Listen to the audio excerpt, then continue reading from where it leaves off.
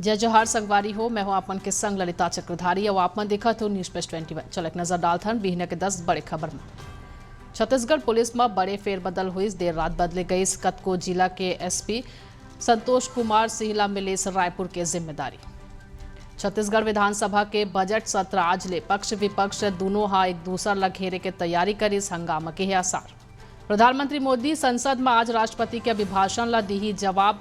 BJP हा अपन सांसद ला जारी करिस विहिप।